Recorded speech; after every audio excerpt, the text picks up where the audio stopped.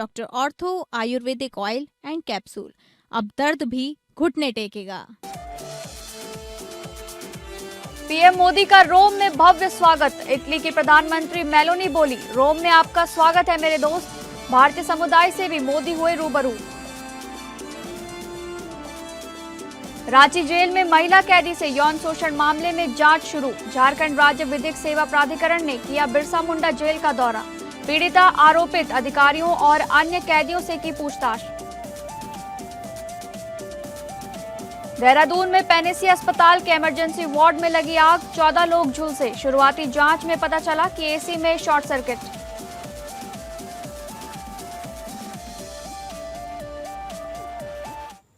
नमस्कार, मैं हूं डॉक्टर प्रसून। गौतम अडानी और उनके समूह को अमेरिका में चल रहे कानूनी मामलों में बड़ी राहत मिली है।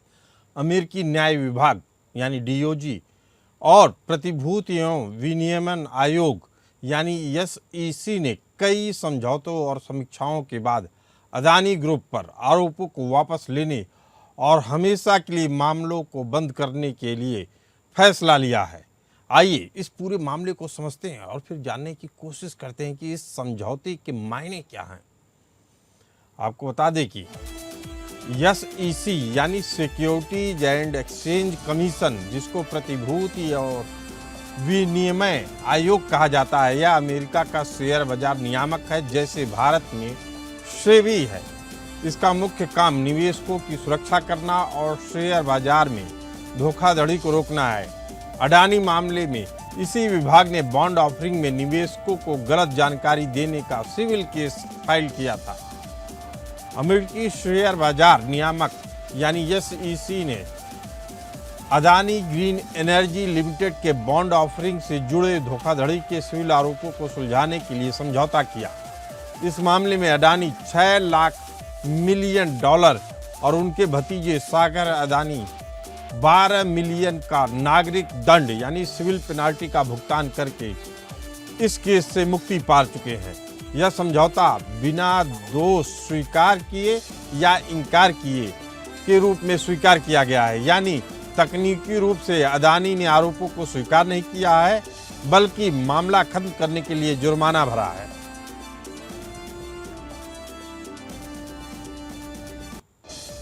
डीओजे डिपार्टमेंट ऑफ जस्टिस न्याय विभाग यह अमेरिका का संघीय विभाग है जो कानून लागू करने और न्याय प्रशासन के लिए जिम्मेदार है, जैसे भारत में कानून और न्याय मंत्रालय और सीबीआई का मिला जुला रूप। अडानी के खिलाफ रिश्वतखोरी और आपराधिक साजिश के आरोप इसी विभाग ने लगाए थे, जिन्हें अब वापस ले लिया गया है। अडानी के खिलाफ अमेरिकी न्याय विभाग ने आपराधिक धोखाधड़ी और रिश्वतखोरी के आरोपों को स्थायी रूप से हटाने का फैसला किया है। अभियोजकों ने अदालत को बताया कि वे आरोपों को साबित करने के लिए पर्याप्त सबूत नहीं जुटा पाए और इस मामले में और संसाधन खर्च नहीं करना चाहते हैं। विथ प्रेजुडिस का अर्थ है कि भविष्य में इन आरोपों पर दोबारा केस नहीं चलेगा। इसके बाद तीसरा ऑफिस आता है office of foreign asset control यानी विदेशी संपत्ति नियंत्रण कार्यालय। यह अमेरिकी ट्रेजरी विभाग यानी वित्त मंत्रालय का एक हिस्सा है। इसका काम आर्थिक और व्यापारिक प्रतिबंधों को लागू करना है। अडानी समूह ने ईरान से जुड़े तेल आयात के मामले में जो 275 मिलियन का जुर्माना भरा है, वह इसी विभाग के तहत समझौते का हिस्सा है। अडानी एंटरप्राइज लिमिटेड ने अमेरिकी ट्रेजरी विभाग के साथ भी एक अलग से समझौता किया है। यह मामला ईरान से जुड़े एलपीजी गैस आयात के माध्यम से अमेरिकी प्रतिबंधों के स्पष्ट उल्लंघन से संबंधित था। अडानी समूह ने इस मामले को सुलझाने के लिए $275 मिलियन का भुगतान किया है। कंपनी ने जांच में व्यापक सहयोग दिया और स्वेच्छा से जानकारी साझा की, जिससे संभावित 384 मिलियन का जुर्माना कम होकर 275 मिलियन रह गया। मीडिया रिपोर्ट्स के अनुसार इस कानूनी राहत के पीछे अडानी समूह द्वारा अमेरिका में 10 बिलियन निवेश और 15,000 नौकरियां पैदा करने की प्रतिबद्धता ने भी अहम भूमिका निभाई है। अमेरिकी अदालतों द्वारा इन समझौतों को अभी अंतिम मंजूरी दी जानी शेष है। लेकिन सवाल उठता है कि क्या इसे हम अमेरिका द्वारा अडानी को ब्लैकमेल करके वसूला गया जुर्माना मान सकते हैं? जिस तरह से अमेरिका में इस समझौते को अमली जामा पहनाया गया, उससे भारत में एक मैसेज जा रहा है कि अमेरिका की ताकतवर सरकार अडानी को ब्लैकमेल करके भारी जुर्माना वसूल रही है। आपको बता दें कि अडानी और अमेरिकी सरकार के विभागों के बीच सेटलमेंट को ब्लैकमेल कहना एक कानूनी या राजनीतिक व्याख्या हो सकती है, लेकिन तकनीकी रूप से यह अंतर्राष्ट्रीय व्यापार और कानून की एक जटिल प्रक्रिया है, जिसे प्रोसिक्यूटोरियल डिस्क्रिएशन या सिविल सेटलमेंट कहा जाता है। अमेरिकी कानून में डिफर्ड प्रोसिक्यूशन या सेटलमेंट एक सामान्य प्रक्रिया है। जब किसी बड़ी कंपनी पर आरोप लगते हैं तो अक्सर सरकार और कंपनी के बीच समझौता होता है। कंपनी एक निश्चित राशि भरती है और सरकार केस बंद कर देती है। अडानी ने नाइदर एडमिटिंग नॉट डिनाइंग, यानी न आरोप स्वीकार करना न इनकार करना वाली शर्त पर जुर्माना भरा है। यह कानूनी रूप से उन्हें भविष्य में किसी भी अपराधी के टैक्स से बचाता है। इसका एक रणनीतिक और व्यावसायिक पहलू भी है। द न्यूयॉर्क टाइम्स जैसे मीडिया ग्रुप के अनुसार इस सेटलमेंट के पीछे अडानी समूह द्वारा अमेरिका में 10 बिलियन के निवेश और 15,000 नौकरियों का वादा एक बड़ा कारण रहा। आलोचक इसे पैसे के बदले न्याय कह रहे हैं। अमेरिका की खासकर ट्रंप प्रशासन की नीति अमेरिका फर्स्ट पर यह समझौता केंद्रित है।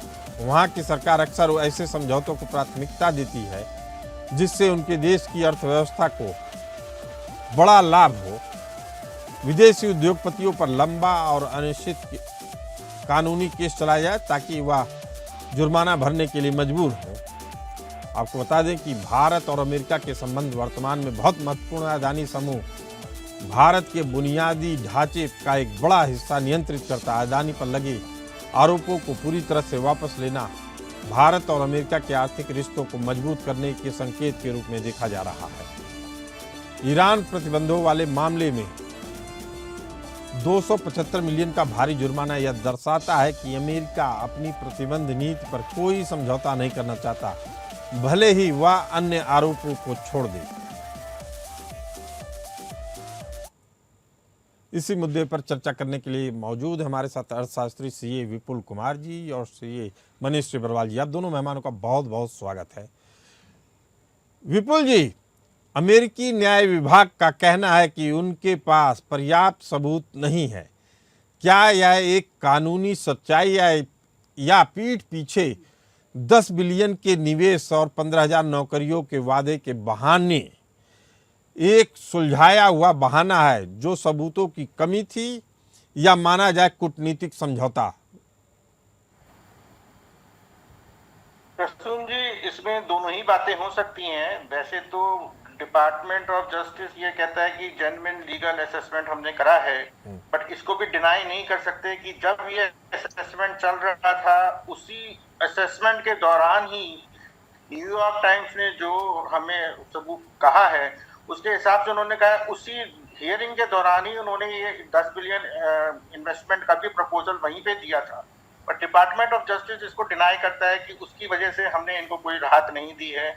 बट डिप्लोमेटिक कॉम्प्रोमाइज हो सकता है, हम कुछ कह नहीं सकते इस बारे में। विपुल जी, कुछ क्लियर मैं कुछ जानकारियां ऐड ऑन करना चाहता हूं कि जब ट्रंप की सरकार बनी थी उसी समय अडानी ने ऐलान किया था इस निवेश का, लेकिन अदालत में जब प्रक्रिया शुरू हुई तो अमेरिकी विभाग ने न्याय अधिकारियों के सामने कहा जब तक इस मामले का फैसला नहीं हो जाता है तब तक यह निवेश लटका रहेगा, इसीलिए आपको यह राहत देनी होगी। जी जी, बिल्कुल सही है। लेकिन अडानी ने क्या करा है, जो ट्रम्प के पर्सनल अटॉर्नी थे उनको हायर कर लिया था, इस पर्सनल अटॉर्नी को इस केस के लिए हायर कर दिया था, जिसका कि उनको बेनिफिट मिला है इसमें। और यूएस डिपार्टमेंट ऑफ जस्टिस ने कहीं ना कहीं उनको राहत भी दी है इस चीज के लिए। हमारे साथ मनीष टिबरवाल जी हैं, चार्टर्ड अकाउंटेंट। अगर मनीष जी, अगर यह कानूनी राहत अडानी समूह द्वारा अमेरिका में 10 बिलियन के भारी भरकम निवेश की प्रतिबद्धता के बाद आई तो क्या ट्रंप प्रशासन की अमेरिका फर्स्ट नीति के तहत बड़ी कॉरपोरेट्स के लिए पैसे के बदले न्याय खरीदना अब संभव हो गया है? देखिए प्रसून जी, मेरे विचार से तो ये है कि ऐसा नहीं है। कुछ चीजें ऐसी हैं कि आज अगर अगर हम अदानी पॉइंट ऑफ व्यू से देखें तो इसमें एक जो उन्होंने पहले जो स्टेटमेंट दिया है कि डिपार्टमेंट ऑफ जस्टिस ने ये स्टेटमेंट दी है कि हमारे पास पर्याप्त हमारे पास एविडेंस नहीं है इसके अगेंस्ट में। अब ये है कि एक कूटनीति का फैसला भी हो, राजनीतिक नीति का ही फैसला हो सकता है, या अब इस मैटर में अडानी जी ने जो मैटर को लेटेस्ट जो 18 बिलियन डॉलर है और जो 275 मिलियन डॉलर उसमें देके जो क्लोज किया है मैटर को, तो इसमें कुछ कहना बड़ा मुश्किल है कि इसमें राजनीतिक फैसला भी हो सकता है। और मैं यह सवाल बार बार मनीष जी इसलिए पूछ रहा हूं, नाइदर एडमिटिंग नॉट डिनाइंग का खेल क्यों? एसईसी के साथ समझौते में अदानी ने बिना दोष स्वीकार किए या इनकार किए बिना 18 मिलियन डॉलर का नागरिक दंड क्यों भरा? सिविल पेनल्टी क्यों भरी? यदि वे पूरी तरह से बेदाग थे तो उन्हें अपनी बेगुनाही साबित करने के लिए करोड़ों का जुर्माना भरने का ऑप्शन क्यों चुनना पड़ा? जी देखिए, इसमें एक बिजनेसमैन आदमी के लिए ये होता है कि ज्यादा लीगल मैं नहीं जाना चाहता।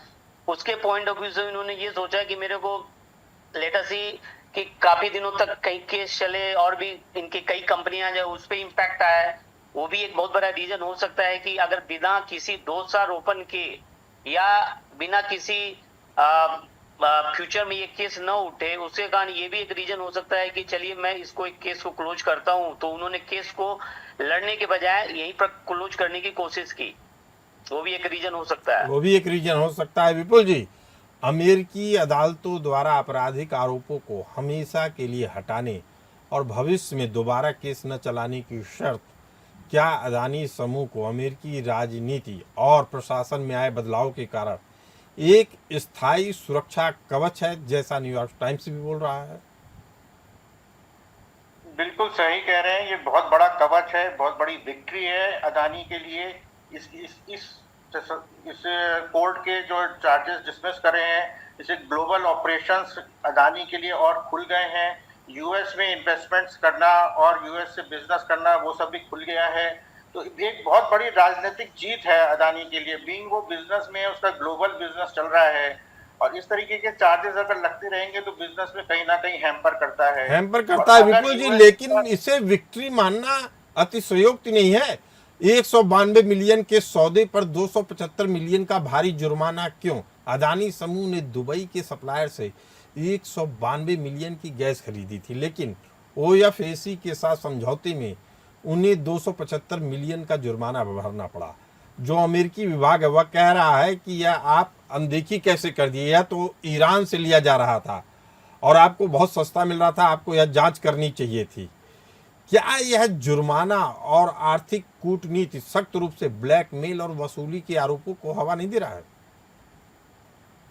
नहीं, ऐसा नहीं कह सकते क्योंकि ये वायलेशन हुआ है। युद्ध का मौसम चल रहा है और उसमें यूएस ने बहुत सारे ईरान के ऊपर सैंक्शंस लगा रखे हैं। अगर उस सैंक्शंस को कोई कंट्री या कोई कंपनी उसको नहीं फॉलो करेगी तो यूएस ने अपना ये दिखाया है कि हम सैंक्शंस की वायलेशंस के लिए। विपुल जी, आपको यहाँ रोकना चाहते हैं। आपको बता दें कि जो पूरा मामला था इसमें, वो एफएसी की रिपोर्ट के अनुसार, मतलब उसी अमेरिकी विभाग की रिपोर्ट के अनुसार, ईरान उस क्षेत्र में एकमात्र देश था जो भारी डिस्काउंट पर गैस दे रहा था।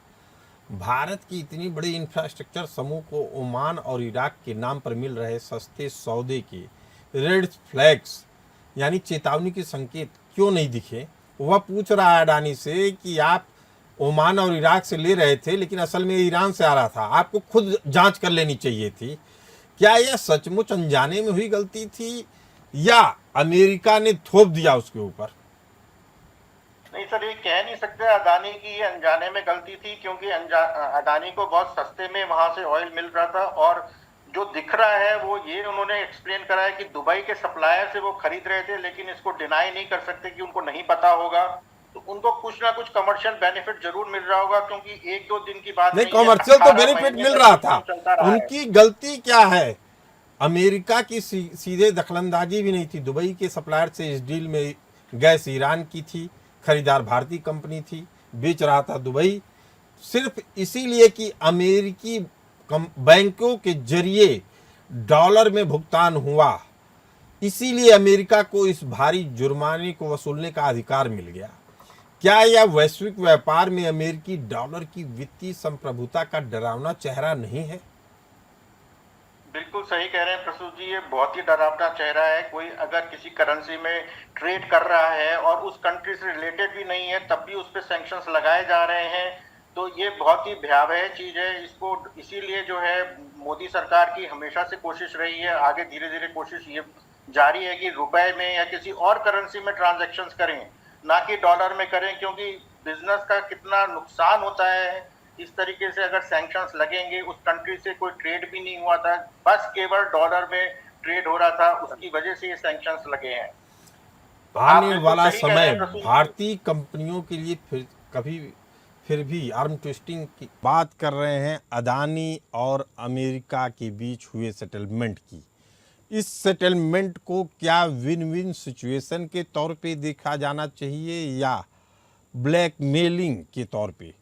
इस पर चर्चा करने के लिए हमारे साथ मौजूद हैं अर्थशास्त्री विपुल कुमार जी और मनीष टिब्बरवाल जी। मनीष टिब्बरवाल जी, इस विवाद को आप किस तरीके से देखना चाहेंगे? देखिए प्रसून जी, अगर मैं दो तरीके से इसको देखा जा सकता है। पहली तो अडानी पॉइंट ऑफ व्यू से जी, कि उन्होंने जब ये डील को फाइनल किया, एट दैट टाइम वो डील इनको डिस्काउंट पे काफी कॉमर्शियल बेनिफिट पे मिल रही थी। जो डिस्काउंट पे जो जब इन्होंने ईरान से एलपीजी ले रहे थे, जी, कॉमर्शियल बेनिफिट्स काफी मिल रहे थे। लेकिन सबसे बड़ी प्रॉब्लम वहां पर ये है कि इन्होंने जो एलपीजी ली वो ईरान के मार्फत दुबई व्यापारी से ली, एंड पेमेंट जो किया इन्होंने वो डॉलर के थ्रू अमेरिकन बैंक के थ्रू निकली। लेकिन वहां पर रेस्ट्रिक्शन लगाने के कारण जो कंट्रोल है वो काफी हद तक अमेरिकन गवर्नमेंट के पास है, जो कि उन्होंने पेनल्टी उस एवज में लगा रखी है।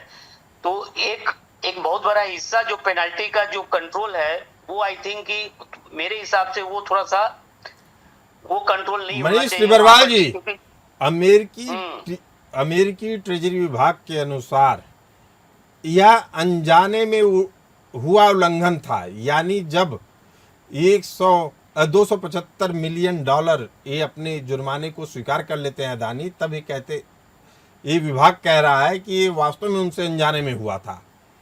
इसी कारण से यह सवाल उठ रहा है कि अगर 275 मिलियन डॉलर अगर अदानी दे देते हैं तो अनजाने में उनसे गलती हुई थी, अगर नहीं देते हैं तो कहा जा रहा है जानबूझ के होती है। इसीलिए कहा जा रहा है कि ये खरीदा हुआ न्याय है। जी, देखिए कुछ हद तक मे भी हो सकता है उस समय रेड फ्लैग था लेकिन मेरे को जहां तक लगता है ऐसा नहीं होगा कि कुछ जानकारी इनके पास नहीं होगी, लेकिन उनको ये नहीं पता था कि इतना बड़ा मुझे पेनल्टी बियर करनी पड़ेगी आने वाले टाइम में। लेकिन एक बिजनेसमैन के लिए ये होता है कि वो बिजनेसमैन ये चाहता है कि मैं किसी लीगल एंगल में फंसने के बजाय मैं अपने मामलों से लीगल एंगल से दूर रहूं। तो हो ना हो कहीं ना कोई कुछ जानकारी हो भी सकती है इनको, ये हो सकता है कि नहीं भी हो, ये कहना बड़ा मुश्किल है। लेकिन जो अभी तक दिख रहा है विपुल जी, वह लग रहा है कि एक सीधा कंपनियों को रेगुलेशन में डालने के लिए नहीं, एक देश के ऊपर दबाव बनाने के लिए भी था। शायद वह देश भारत है, क्योंकि अदानी भारत के इंफ्रास्ट्रक्चर में उनका बहुत बड़ा निवेश है। वह भारत के नंबर 2 इंडस्ट्रियलिस्ट माने जाते हैं। उनका जो बिजनेस का फैलाव है शायद वह अंबानी से भी आगे निकल चुका है। लेकिन सवाल यही उठता है कि भारत अपने उद्योगपतियों को बचाने में क्या इतना सक्षम नहीं है कि इस तरह की भारी पेनाल्टी से बचाया जा सके? जी, बिल्कुल सही कह रहे हैं प्रसून जी। भारत सरकार को इसमें स्ट्रांगली हमें अपने कॉर्पोरेट्स कंपनीज हैं उनके साथ खड़े रहना चाहिए और यूएस से हमें इसको स्ट्रांगली डील करना चाहिए, डिप्लोमेटिक पॉइंट ऑफ व्यू से भी डील करना चाहिए कि कैसे हम इन पेनल्टी से बच सकते हैं। क्योंकि अगर हम डिप्लोमेटिक और गवर्नमेंट लेवल पे यूएस गवर्नमेंट से डायरेक्ट बात करेंगे तो कहीं ना कहीं रिलीफ मिल सकता है। बट अभी यहाँ पे क्या है कि यूएस अभी ये गवर्नमेंट के लेवल पे टेकअप नहीं हुआ है। यहाँ पे बिजनेस क्योंकि अदानी को भी करना है और यूएस को भी बिजनेस चाहिए, तो उन्होंने अपना म्यूचुअली डिस्कस करके एक पैसा देने को तैयार हो गया है, दूसरा पैसा। लेकिन बड़ी मजेदार बात यह है कि जिसको हम भारत में सेबी कहते हैं उसको अमेरिका में सिक्योरिटीज एंड एक्सचेंज कमीशन कहा जाता है। उन्होंने आरोप अदानी पे क्या लगाया था कि निवेशकों के साथ धोखाधड़ी किया उन्होंने, यह सिविल मामला है। लेकिन जैसे ही $18 मिलियन जुर्माने के तौर पे भरने के लिए तैयार होते हैं अदानी, तो कहते हैं कि ठीक है मामला ठीक हो गया है, अब ओके है मामला। इसके बाद दूसरा मामला आता है डिपार्टमेंट ऑफ जस्टिस का। वह कहते हैं कि आपने मामला सेटल करने के लिए रिश्वत दी थी और बाकायदा इनके ऊपर अदानी के ऊपर केस फाइल किया जाता है। लेकिन अब कहा जा रहा है जुर्माने के बाद, हालांकि इस मामले में जुर्माना नहीं लगाया गया है और कहा गया है कि आरोप पूरी तरीके से वापस ले लिया गया कि नहीं, घूस नहीं दिया गया था, ब्राइब नहीं दिया गया था अदानी की तरफ से। तीसरा है office of foreign asset control, जो सैंक्शंस देखते हैं दुनिया भर में। उन्होंने कहा कि ईरान से आपने गैस लिया, प्रतिबंध के बावजूद लिया, भले से आप कह रहे हैं कि ओमान के थ्रू आया, दुबई के थ्रू आया, लेकिन असल में उसकी जो जहाँ से निकला वो ईरान देश था और इस देश के कारण हमारे प्रतिबंधों का उल्लंघन हुआ।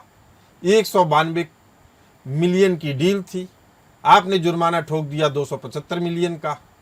अब $275 मिलियन का जुर्माना देने के बाद क्या इसे लगता है कि ये भारतीय इंडस्ट्रियलिस्ट की जीत है, अदानी की जीत है, या मुझे तो अभी भी लगता है कि आर्म ट्विस्टिंग हो रहा है? जी नहीं, आप बिल्कुल सही कह रहे हैं। अदानी की जीत तो नहीं है इसमें, क्योंकि डील से ज्यादा अदानी ने पे करा है। बट अदानी क्योंकि बिजनेसमैन है, उसको कंटिन्यूटी मेंटेन करनी है, उसको आगे बिजनेस ग्लोबल में करना है। वो एक कंपनी ही है, कॉर्पोरेट है, कोई गवर्नमेंट नहीं है, तो उस बेसिस पे अदानी ने पैसा दिया है। बट ये जीत तो टोटली अमेरिका की है, क्योंकि वहाँ जॉब क्रिएशन हो रहे हैं, 15,000 जॉब वहाँ पे क्रिएट होंगे, इतना इन्वेस्टमेंट्स वहाँ पे होगा, तो डेफिनेटली अमेरिका की ही जीत है। उसकी अमेरिका की ही जीत है। मनीष टिब्बरवाल जी, क्या इस तरह के प्रोविजन अभी भारत में भी लागू हैं कि पैसा दे के आप मुकदमे से बच जाइए? नहीं, इस देखिए प्रसून जी, इस टाइप के प्रोविजन इंडिया में तो नहीं एप्लीकेबल हैं, लेकिन ये जरूर बात है कि ये जो अडानी पे 192 करोड़ की जो मिलियन डॉलर की जो परचेज हुई, उसके अगेंस्ट में 275 मिलियन डॉलर की जो पेनल्टी लगी, ये एक अपने आप में क्वेश्चन मार्क है कि इतनी बड़ी पेनल्टी की जितने का आयात नहीं हुआ उससे ज्यादा तो उन पर पेनल्टी लग गई। और एक विपुल जी अभी जो कह रहे थे वो एकदम सही है कि एक बिजनेस पॉइंट ऑफ व्यू से वो अपने बिजनेस को बचाने के लिए, अपनी रेपो को देखने के लिए वो अपना, क्योंकि एक बिजनेसमैन अपने तरीके से सोचता है कि बिजनेसमैन अपने तरीके से सोचता है, लेकिन मामला कानून, व्यापार और कूटनीति के बीच उस ग्रे एरिया यानी धुंधले क्षेत्र में आता है, जहां न्याय केवल सबूतों पर नहीं बल्कि राष्ट्रीय हितों और आर्थिक लाभ पर निर्भर करता है। ऐसे में बीती बातें भूलकर आगे बढ़ना ही एकमात्र चारा होता है बिजनेसमैन के लिए, वो भी खासकर तब जब बात अमेरिका जैसे शक्तिशाली देश की हो रही है। ऐसे में आपके पास कोई उपाय नहीं होता है, और शायद यही अदानी के साथ भी हुआ। आप दोनों इस खास चर्चा में जुड़े रहें। आप दोनों का बहुत बहुत धन्यवाद। फिलहाल इस चर्चा में इतना ही, हमें दीजिए इजाजत। नमस्कार।